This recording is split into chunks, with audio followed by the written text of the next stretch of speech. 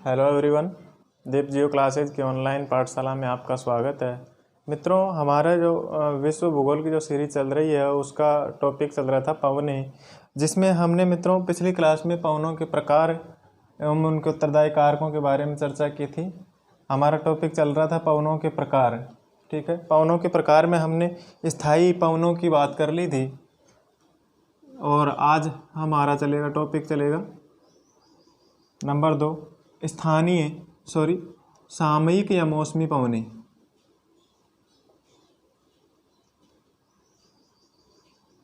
सामयिक या मौसमी पवने।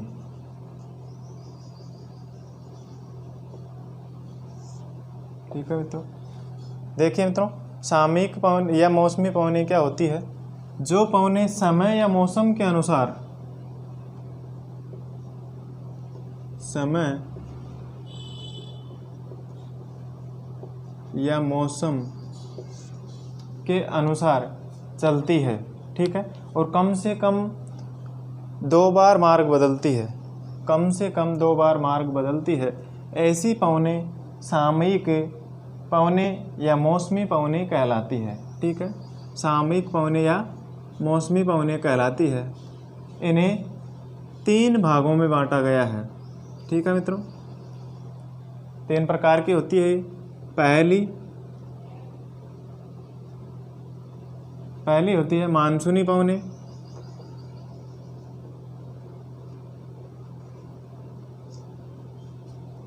मानसूनी पवने। दूसरी होती है स्थल समीर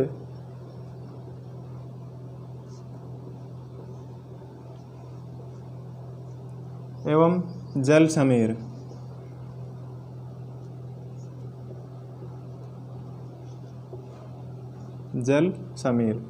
और नंबर 3 है मित्रों पर्वत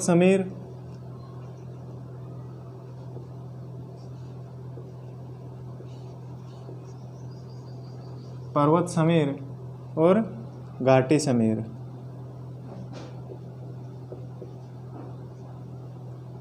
ठीक है, घाटी समीर। ये है सामयिक या मौसमी पवने। इसमें सबसे पहले मित्रों हम नंबर 1 की चर्चा करेंगे, मानसूनी पवने। मानसूनी पवने क्या है और यह किस शब्द से मिलकर बना है? तो मानसूनी शब्द यह अरबी भाषा का मौसम शब्द है। अरबी भाषा के मौसम से बना है। अरबी भाषा के मौसम शब्द से बना है। यह शब्द किसके द्वारा दिया गया था? अल मसूदी के द्वारा। यह शब्द अल मसूदी ने दिया। ठीक है, मानसून शब्द अरबी भाषा के मौसम से बना है, जो किसके द्वारा दिया गया था? अल मसूदी ने दिया था। मौसम से तात्पर्य है मौसमी हवाएं। मौसमी हवाएं। ठीक है मित्रों, मौसमी हवाएं। अब यहाँ पर मित्रों जो मानसूनी पवनें चलती है, इन मानसूनी पवनों की उत्पत्ति की कुछ संकल्पनाएं बताई गई है। मानसूनी पवनों की उत्पत्ति से संबंधित संकल्पना। उत्पत्ति से संबंधित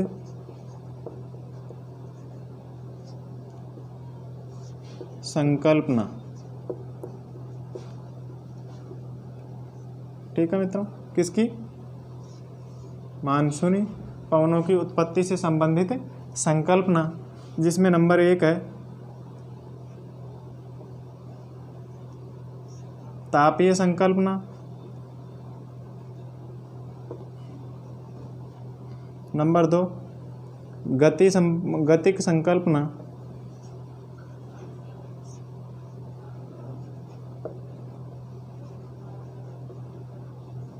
और नंबर 3 है जेट स्ट्रीम।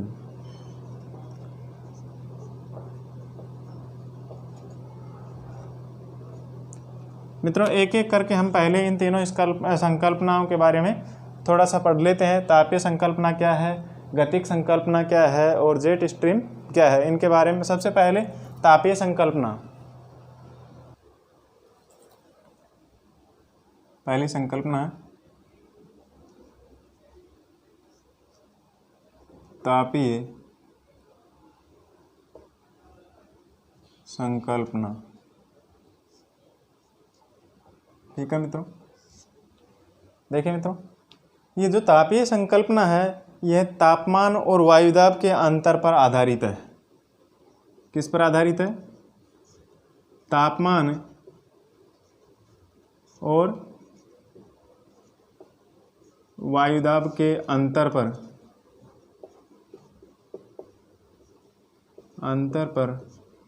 आधारित है।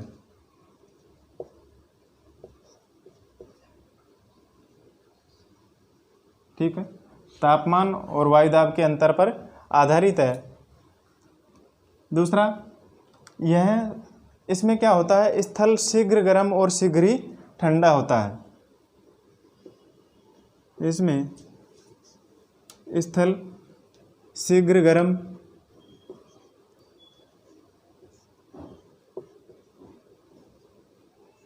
ठीक है और शीघ्र ही क्या होता है, शीघ्र ठंडा होता है। किसके कारण? इस संकल्पना के अनुरूप स्थल शीघ्र गर्म और शीघ्र ठंडा हो जाता है तथा जल क्या होता है, धीरे गर्म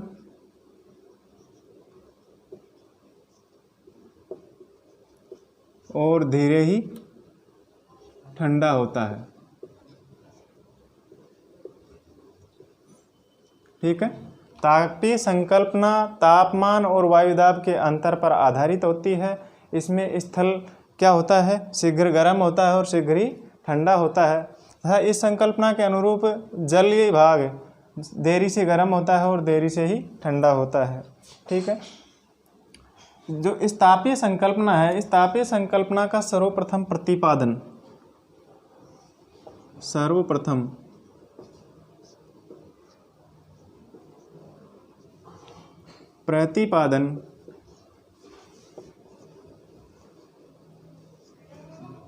तापीय संकल्पना का सर्वप्रथम प्रतिपादन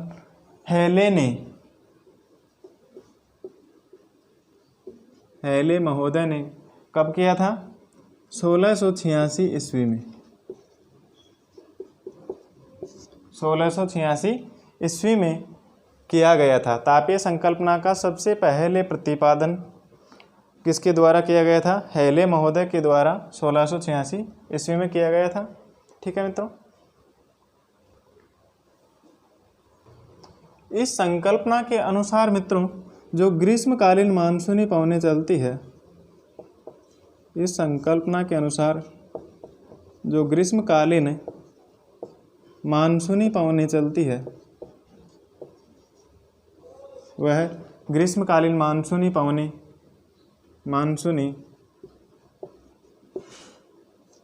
पवनें जल से स्थल की ओर चलती है, जल से स्थल की ओर गति करती है। ठीक है, तापीय संकल्पना के अनुसार ग्रीष्मकालीन मानसूनी पवनें जल से स्थल की ओर गति करती है, जबकि शीतकालीन मानसूनी पवनें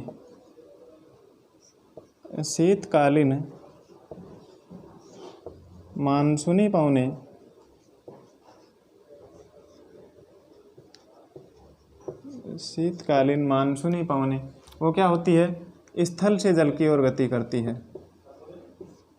स्थल से जल की ओर गति करती है या जल की ओर चलती है। इसी कारण मित्रों आपको पता होगा कि जब ग्रीष्मकालीन मानसूनी पवनें चलती है जल से स्थल की ओर, जिसके कारण भारत में दो प्रकार की मानसूनी शाखाएं हैं, एक तो अरब सागरीय मानसूनी शाखा और दूसरी बंगाल की खाड़ी की मानसून शाखा।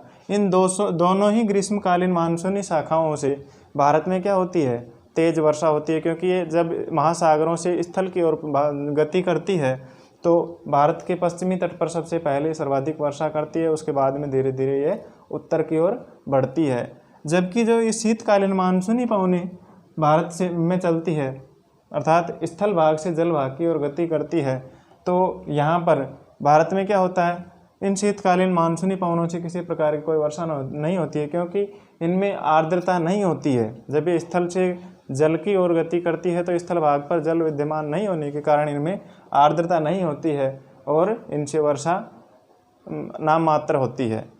लेकिन जब ये शीतकालीन मानसूनी पवनें भारत के पूर्वी तट से होकर गुजरती है, तो पूर्वी तट से आने से पहले यह मानसूनी पवनें क्या होती है, बंगाल की खाड़ी में प्रवेश करती है और बंगाल की खाड़ी में प्रवेश करने के पश्चात कुछ आर्द्रता ग्रहण कर लेती है और कुछ आर्द्रता ग्रहण करने के कारण यह शीतकालीन मानसूनी पवनें भी क्या करती है, भारत के पूर्वी तट पर, तमिलनाडु के तट पर क्या करती है, वर्षा करती है।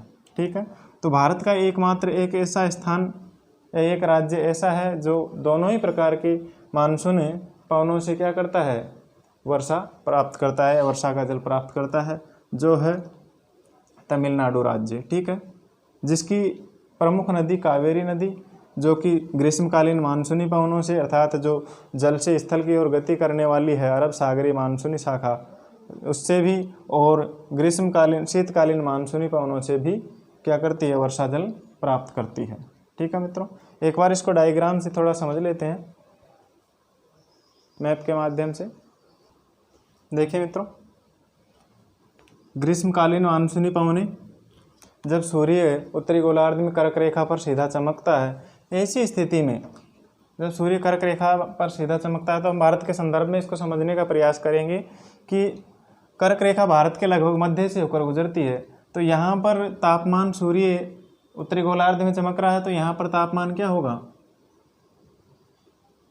तापमान अधिक होगा तथा वायुदाब क्या होगा, कम होगा। ठीक है, तापमान अधिक होगा तथा वायुदाब क्या होगा, कम होगा। तो ये कौन सा भाग है, ये स्थल भाग है। ठीक है, यहाँ पर तापमान क्या होगा, सूर्य की किरणें अब यहाँ पर दक्षिणी गोलार्ध की तरफ या फिर दक्षिण की तरफ देखें हम, विषुवत रेखा की ओर, विषुवत रेखा से नीचे मकर रेखा है यहाँ पर, तो यहाँ पर तापमान क्या होगा, कम, तापमान कम होगा और वायुदाब अधिक होगा। ठीक है, तो पवनें सदैव क्या होती है, उच्च वायुदाब से निम्न वायुदाब की ओर गति करती है।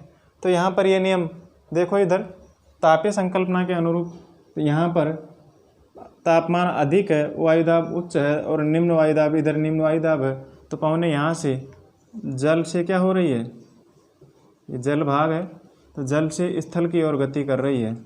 ठीक है, फेरल के नियम के कारण या कोरियोलिस बल के कारण पवनें सदैव क्या है, समकोणिक रूप से न चल करके न्यून कोण पर चलती है। ठीक है, तिरछी चल रही है। तो अब ये पवनें महासागरों से किस तरफ गति कर रही है, स्थल भाग की ओर गति कर रही है। ठीक है, इस प्रकार से। ठीक है, इस प्रकार से ये गति कर रही है पवनें। यहाँ पर क्या हो रही है,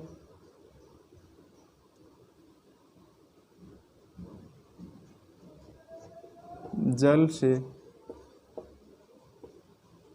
स्थल की ओर गति कर रही है। तो यहाँ पर जल से स्थल की ओर गति करेगी तो जिस स्थान पर ये सबसे पहले टकराएगी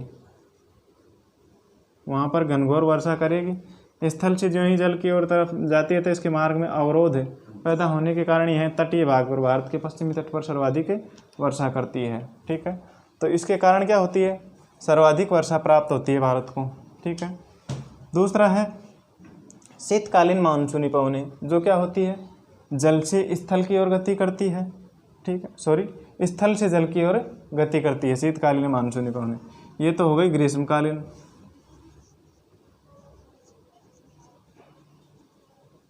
ठीक है मित्रों, उत्तरी गोलार्ध में। ठीक है, और अब शीतकालीन मानसूनी पवनों में सूर्य की स्थिति यहाँ पर न होकर के कहाँ पर होगी, अब दक्षिणी गोलार्ध में। ठीक है, दक्षिणी गोलार्ध में मकर रेखा पर होगी। तो मकर रेखा पर होगी तो यहाँ पर टेम्परेचर क्या होगा, फिर लो हो जाएगा और प्रेशर हाई हो जाएगा। तो पवनें अब शीतकाल में कहाँ से चलेगी, यहाँ से स्थल भाग से चल करके क्या होगी, जल भाग की ओर गति करेगी। ठीक है, इस प्रकार से गति करेगी जल की तरफ। तो इसमें कोई आर्द्रता नहीं होती है, और ये आर्द्रता नहीं होने के कारण ये पवनें क्या होती है, वर्षा नहीं करती है। शीतकालीन मानसूनी पवनों से किसी प्रकार की कोई वर्षा नहीं होती है। लेकिन जब ये पवनें इधर पूर्वोत्तर भारत से निकल करके एशिया के उत्तरी पूर्वी भाग से आगे बढ़ते हुए पूर्वोत्तर भारत से निकलते हुए यहाँ पर बंगाल की खाड़ी में पहुँचती है और यहाँ से कुछ आर्द्रता ग्रहण कर लेती है, और आर्द्रता ग्रहण करके यहाँ पर तमिलनाडु के तट पर क्या करती है, वर्षा करती है। ये शीतकालीन मानसूनी पवनें। ठीक है, जिसके कारण भारत का एकमात्र एक राज्य तमिलनाडु जो कि क्या करता है, दोनों ही मानसून से वर्षा प्राप्त करता है, ग्रीष्मकालीन मानसूनी पवनों से भी और शीतकालीन मानसूनी पवनों से भी। ठीक है, जिसके कारण यहाँ पर वर्ष भर बहने वाली एक नदी है तमिलनाडु में, कावेरी नदी, जो वर्ष भर बहती है। वैसे इनकी डिटेल से बात करेंगे, भारत का भूगोल जब पढ़ेंगे उसमें हम डिटेल से बात करेंगे। ठीक है, तो ये हुई तापीय संकल्पना की चर्चा। अगला है फलोन की गतिक संकल्पना। देखिए मित्रों, गतिक संकल्पना, सबसे पहले गतिक संकल्पना का प्रतिपादन फ्लोन महोदय के द्वारा किया गया था। जो गतिक संकल्पना है यह क्या है, यह तापमान पर आधारित न होकर के, ताप पर आधारित न होकर के क्या होती है, ताप पर आधारित न होकर के गति पर आधारित होती है।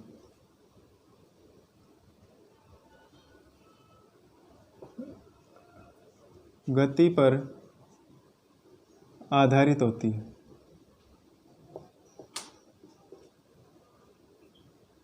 ठीक है, ताप पर आधारित न होकर के क्या होती है, गति पर आधारित होती है। ठीक है, तथा इन वायुदाब पेटियों का जो रूपांतरण होता है, रूपांतरण पवनों की गति पर होता है। ठीक है, वापस रिपीट कर देता हूँ, जो ताप पर आधारित न होकर के गति पर आधारित इन वायुदाब पेटियों का रूपांतरण क्या होता है, रूपांतरण पवनों की गति पर आधारित होता है। ठीक है, जब सूर्य उत्तरी गोलार्ध में होता है, जब सूर्य उत्तरी गोलार्ध में, सूर्य कहाँ पर होता है, उत्तरी गोलार्ध में होता है, तब सभी वायुदाब पेटियाँ, सभी वायुदाब पेटियाँ, सभी वायुदाब पेटियाँ क्या हो जाती है, उत्तर की ओर खिसक जाती है, उत्तर की ओर खिसक जाती है। ठीक है, दक्षिणी गोलार्ध में चलने वाली व्यापारिक पवनें वायुदाब को पार करके, दक्षिणी गोलार्ध में चलने वाली वायुदाब पेटियाँ, व्यापारिक पवनें वायुदाब को पार करके उत्तरी गोलार्ध में क्या करती है, फेरल के नियम के अनुसार दक्षिण पश्चिम, फेरल के नियम के अनुसार दक्षिण पश्चिम या फिर दक्षिण पश्चिम में चलने लगती है। ठीक है, दक्षिण पश्चिम में चलने लगती है, जिन्हें दक्षिण पश्चिम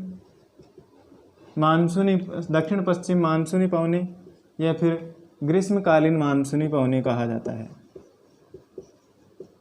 ग्रीष्मकालीन मानसूनी पवनें कहा जाता है। ठीक है मित्रों, वापस मित्रों एक बार रिपीट कर देता हूँ इसको, कि जो गतिक संकल्पना है इसके अनुसार यह मानसूनी पवनें ताप पर आधारित न होकर के गति पर आधारित होती है तथा वायुदाब पेटियों का रूपांतरण पवनों की गति पर निर्भर करता है। ठीक है, जब सूर्य उत्तरी गोलार्ध में होता है तब सभी वायुदाब पेटियाँ क्या हो जाती है, उत्तर की ओर खिसक जाती है तथा दक्षिणी गोलार्ध में चलने वाली व्यापारिक पवनें क्या करती है, वायुदाब पेटियों को या वायुदाब को पार करके क्या हो जाती है, उत्तरी गोलार्ध में फेरल के नियम के अनुसार दक्षिण पश्चिम में चलने लगती है, जिसके कारण इन्हें दक्षिण पश्चिमी मानसूनी पवनें या ग्रीष्मकालीन मानसूनी पवनें कहते हैं। ठीक है मित्रों, अगला है गतिक संकल्पना के बाद में जेट स्ट्रीम।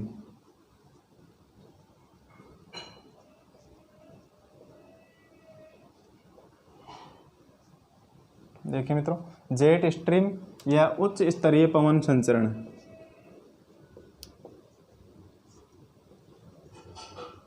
उच्च स्तरीय पवन संचरण। ठीक है मित्रों, क्या है जेट स्ट्रीम? इसको देखें मित्रों, सौरमंडल में मध्य अक्षांशों में, सौरमंडल में मध्य अक्षांशों में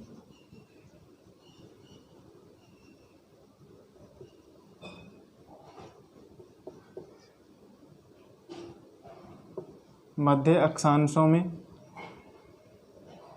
लगभग 12 किलोमीटर की ऊंचाई पर, 12 किलोमीटर की ऊंचाई पर पश्चिम से पूर्व की ओर, 12 किलोमीटर की ऊंचाई पर पश्चिम से पूर्व की ओर सर्पिलाकार मार्ग के रूप में,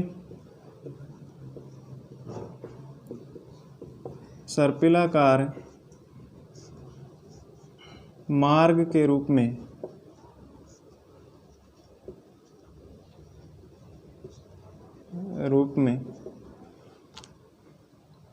प्रवाहित होने वाली पवन जेट स्ट्रीम पवन के रूप में जानी जाती है, जिसे उच्च स्तरीय पवन संचरण भी कहा जाता है। ठीक है, इसकी खोज मित्रों सबसे पहले द्वितीय विश्व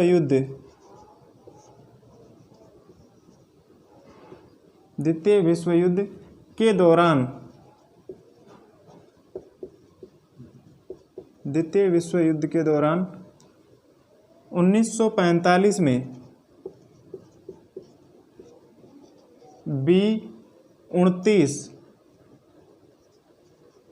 B-29 बम वर्षक विमान के द्वारा, B-29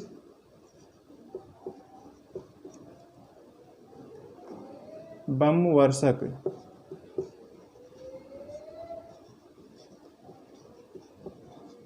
विमान द्वारा की गई थी। ठीक है मित्रों, आ गया वो समझ में। जेट स्ट्रीम सौरमंडल में मध्य अक्षांशों में 12 किलोमीटर की ऊंचाई पर पश्चिम से पूर्व की ओर सर्पिलाकार मार्ग के रूप में प्रवाहित होने वाली पवन को जेट स्ट्रीम पवन कहा जाता है, जिसे उच्च स्तरीय पवन संचरण के नाम से भी जाना जाता है। इसकी खोज मित्रों सबसे पहले द्वितीय विश्व युद्ध के दौरान 1945 में B-29 बम वर्षक विमान के द्वारा की गई थी। ठीक है मित्रों, यह हुई संकल्पनाओं की चर्चा। आगे है सामयिक या मौसमी पवनों का दूसरा प्रकार है स्थल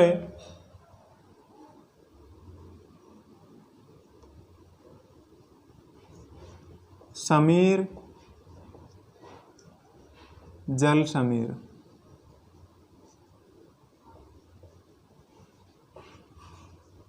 ठीक है मित्रों, सामयिक या मौसमी पवनों का दूसरा प्रकार स्थल समीर, जल समीर।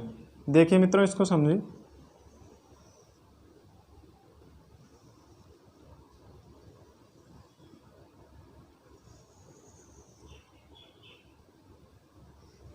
किस प्रकार से चलती है स्थल समीर और जल समीर। सबसे पहले हम बात करें जल समीर की, ठीक है। जल समीर यहाँ पर जैसे कि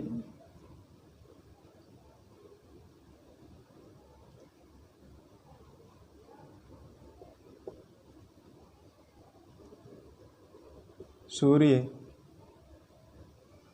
चमक रहा है, ठीक है।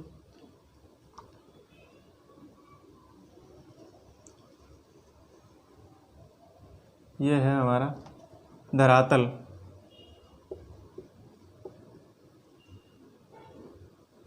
ठीक है।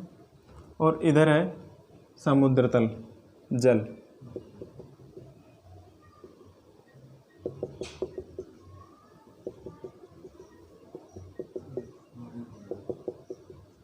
अटेंड कर।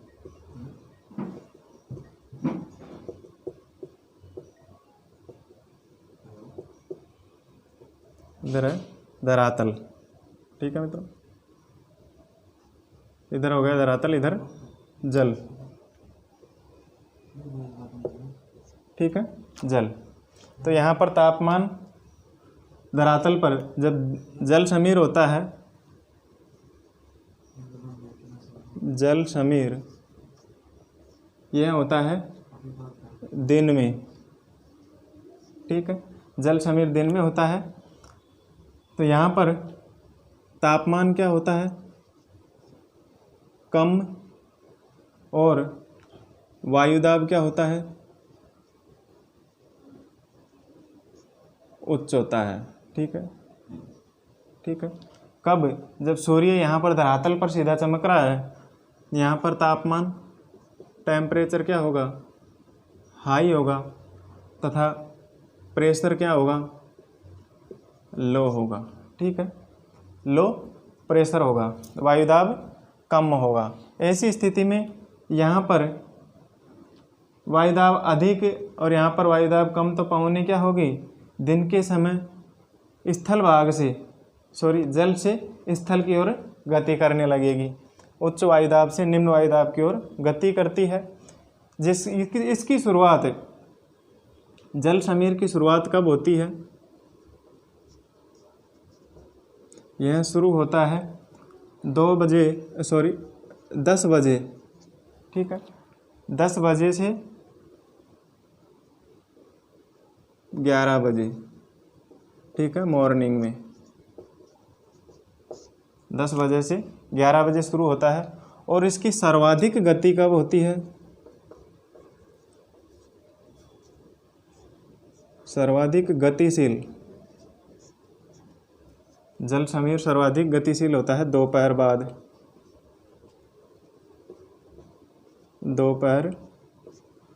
बाद। और समाप्त कब होता है? यह समाप्त होता है रात्रि 7 बजे से 8 बजे के बीच में। 8 PM के बीच में क्या हो जाता है? जल समीर समाप्त हो जाता है, ठीक है। जल समीर के समय मतलब सूर्य दिन के समय क्या होता है? सूर्य का तापमान धरातल पर अधिक पड़ने के कारण यहाँ पर धरातल पर टेम्परेचर हाई और प्रेशर लो होता है, तथा जलीय भाग पर या महासागरों पर टेम्परेचर क्या होता है? लो होता है और प्रेशर हाई होता है। ऐसी कंडीशन में दिन के समय पवनें क्या होती है? महाजल से स्थल की ओर गति करने लगती है, जिसे जल समीर कहा जाता है। जल समीर की शुरुआत प्रातः 10 बजे से 11 बजे के बीच होती है और यह सर्वाधिक गतिशील कब होता है? दोपहर बाद में। एवं जल समीर की समाप्ति, यह समाप्त कब हो जाता है? रात्रि 7 से 8 बजे के बीच में जल समीर रुक जाता है। आगे है स्थल समीर। देखिए मित्रों, स्थल समीर के बाद में अब है जल समीर, ठीक है। जल समीर के बाद में स्थल समीर।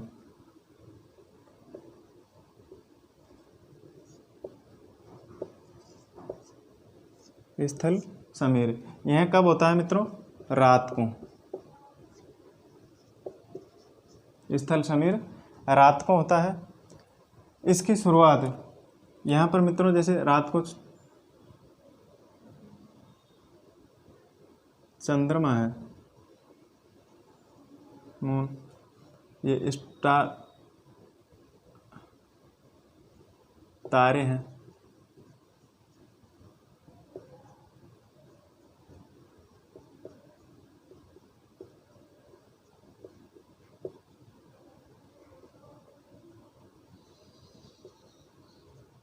ठीक है, यहाँ पर रात्रि के समय क्या होता है, धरातल पर, स्थल भाग पर प्रेशर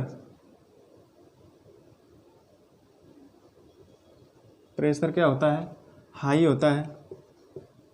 ठीक है, और टेम्परेचर क्या होता है, लो होता है। ठीक है, टेम्परेचर लो और प्रेशर हाई, कहाँ पर, स्थल भाग पर या धरातल पर। ठीक है, तो पवनें क्या होगी, उच्च वायुदाब से निम्न वायुदाब की तरफ गति करेगी। यहाँ पर टेम्परेचर क्या हो रहा है, हाई, और प्रेशर लो। ठीक है, यहाँ पर, ठीक है, जलीय भाग पर। तो पवनें स्थल से जल की ओर गति करती है। स्थल समीर रात्रि को होता है, और इसकी शुरुआत कब होती है, कब शुरू होता है ये स्थल समीर, रात्रि 8 बजे के बाद शुरुआत होता है, या 8 बजे होता है। और सर्वाधिक गति, ठीक है, सर्वाधिक गति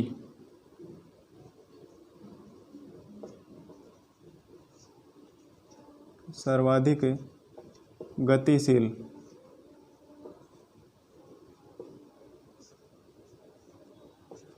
गतिशील होता है ये प्रातः 4 बजे से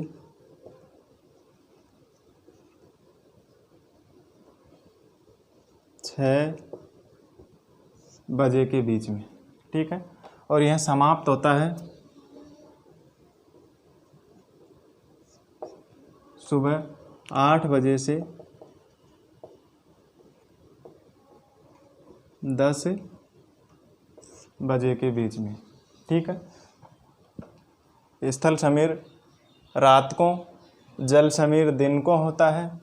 स्थल समीर में क्या होता है, धरातल पर प्रेशर वायुदाब अधिक तथा तापमान क्या होता है, कम होता है, तथा जल में वायुदाब कम और तापमान अधिक होता है। ऐसी स्थिति में रात के समय क्या होती है, पवनें स्थल से जल की ओर चलने लगती है। इसकी शुरुआत 8 बजे होती है, तथा सर्वाधिक गतिशील होती है ये पवनें सुबह के टाइम पर, प्रातःकालीन 4 से 6 बजे के बीच में सर्वाधिक गतिशील होती है, तथा यह समाप्त कब होती है, प्रातः 8 से 10 बजे के बीच में स्थल समीर समाप्त होने लगते हैं। ठीक है, अगला है नंबर 3 मित्रों, पर्वत समीर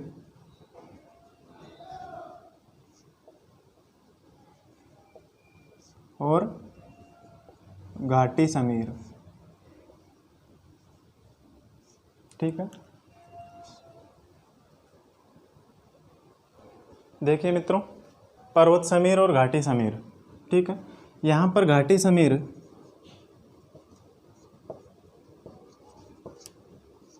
यह होता है दिन में, घाटी समीर दिन में, और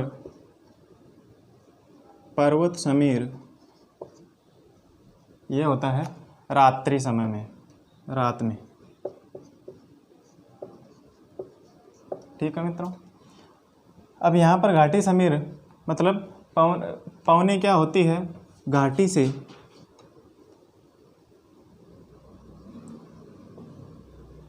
किधर जाने लगती है, ऊपर की ओर। ठीक है, इस प्रकार से ये आगे बढ़ती है। दिन के समय में यहाँ पर तापमान क्या होता है, टेम्परेचर हाई होता है, तथा प्रेशर क्या होता है, लो होता है।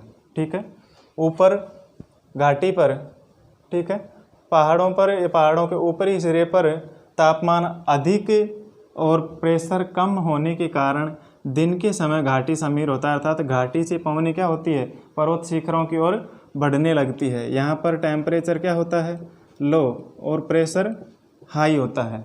ऐसी कंडीशन में घाटी से पर्वत शिखरों की ओर पवनें चलने लगती है। यह घाटी समीर होते हैं दिन में, ठीक है। और पर्वत समीर रात्रि के समय होता है।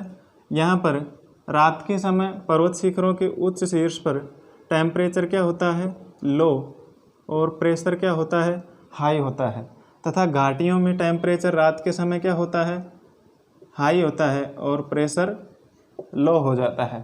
ऐसी कंडीशन में यहाँ से फिर पवनें क्या होने लगती है, रात्रि के समय घाटी की तरफ नीचे उतरने लगती है। पर्वत शिखरों से पवनें क्या होने लगती है, घाटी की ओर उतरने लगती है, ठीक है। तो समझ में आ गया होगा मित्रों। दिन के समय में तो तापमान घाटी में क्या होता है, कम होता है तथा पर्वत शिखरों पर उच्च होता है। ऐसी स्थिति में यहाँ पर पवनें लो प्रेशर, ठीक है, हाई प्रेशर से लो प्रेशर की ओर, उच्च वायुदाब से निम्न वायुदाब की तरफ पवनें गति करती है, अर्थात घाटी से पवनें पर्वत शिखरों की ओर गति करने लगती है, जिसे घाटी समीर कहा जाता है। यह दिन में चलती है तथा पर्वत समीर दिन रात्रि के समय पवनें पर्वत शिखरों से घाटी की तरफ नीचे उतरने लगती है, क्योंकि रात के समय में पर्वत शिखरों पर टेम्परेचर लो हो जाता है तथा एयर प्रेशर ये हाई हो जाता है, वायुदाब अधिक हो जाता है, जिसके कारण पवनें शिखर से घाटी की ओर नीचे उतरने लगती है। और यह पर्वत समीर कब होता है, रात को होता है। इस प्रकार मित्रों जो हमारी सामयिक या मौसमी पवनों की चर्चा थी, सामयिक या मौसमी पवनें जो कि 3 प्रकार थी, मौसमी मानसूनी पवनें, पर्वत स्थल समीर, जल समीर, और पर्वत समीर और घाटी समीर की चर्चा यहाँ पर समाप्त होती है। अगला नेक्स्ट इसका जो पवनों का तीसरा प्रकार है स्थानीय पवनें, ठीक है, उनके बारे में हम नेक्स्ट अगली क्लास में चर्चा करेंगे। आज की क्लास यहीं समाप्त होती है। धन्यवाद मित्रों।